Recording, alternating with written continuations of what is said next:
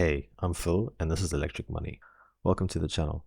Please consider subscribing for more content and hit that like button as it really helps. So today I'm going to be looking at what I believe Tesla's stock will look like at the end of Q4 2020. Now before I continue, I'd just like to say that I do own Tesla shares, but I'm not a financial advisor or an investment professional. Everything I talk about is not investing advice, but my views on things. Nothing more, entertainment only. So looking at Tesla's stock, there's definitely a lot to be excited about.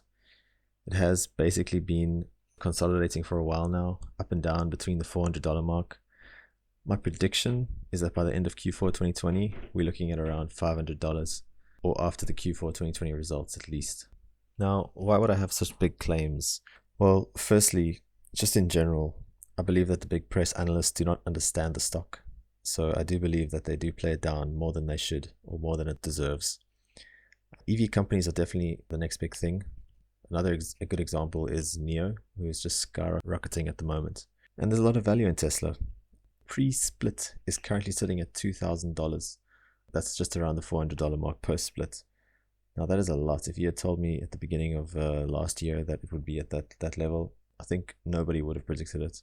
Probably maybe except Elon Musk. But the big news that's recently come out is that the Indonesian president, Joko Widodo, is focusing on breaking a massive deal with Elon to supply nickel to Tesla to make batteries. And not only to supply nickel, but to get Tesla to build a battery factory in Indonesia.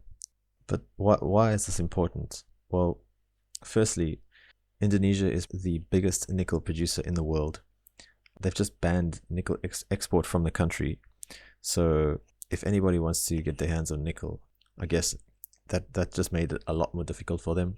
And for the president of a country to be wanting to work directly with Tesla is a major breakthrough for Tesla, as that basically means that they've got the backing of the biggest nickel exporter in the world to supply them with the raw ingredient that they need for their next batteries, which is, of course, the 4680 cell that they just announced at Battery Day a couple of months back. Now, what this could potentially mean is that not only will Tesla have a major supplier in nickel, but they will also become the biggest battery supplier in the world. And that includes supplying the other big automakers when they start ramping up their electric vehicle production. Also, on top of that, Tesla Semi pre-orders are continuing, and those things need a lot of batteries.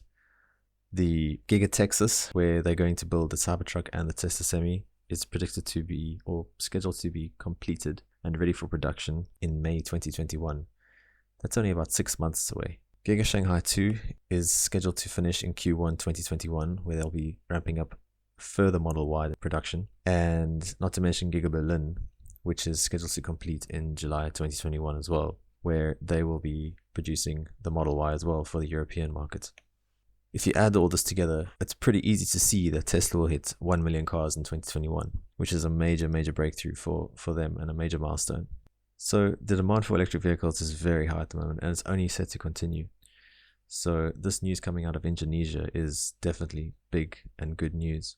Not only this, but none of the big automakers are actually looking and focusing on making battery factories except Tesla, which further strengthens their position as a major battery supplier for the rest of the world. Another reason why I think that the stock will definitely reach $500 by the end of Q4 2020 and at the latest by the Q4 2020 earnings results is that the next model is most likely to be announced pretty soon, which will either be the Tesla van or the compact $25,000 car, which is most likely to be a compact hatch. Not to mention the full self-driving beta, which is rolling out and continuing, which will continue to ramp up and become more and more commonplace, as well as robotaxi, which will follow on shortly from full self-driving. Then there's Tesla Insurance, which nobody really knows when they're going to introduce it, but there is talk that it might be pretty soon.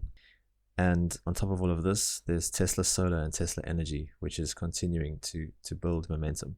So that's basically how I see the rest of 2020 unfolding for Tesla. I believe that Q4 will have a breakthrough moment with their stock, pushing it up to $500. And I do predict that by the end of 2021, that they'll be at least at $600, which will be 50% where we are now increase of the stock.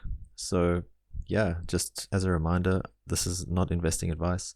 This is just for entertainment purposes, nothing more, nothing less. But where do you think the stock will be in the next few months? Let's say by the end of 2020 or the end of 2021. Let me know down in the comments. Do you think it's going to reach $500 by the end of the year? Do you think it'll reach 600 by the end of next year? Or do you think the opposite? Do you think it'll be lower than where it is right now? Let me know in the comments below. And thanks for watching. Please like and subscribe if you liked the video. And yeah, hit that bell icon so that you can be notified of any future uploads. And thanks for watching. I'll catch you on the next one.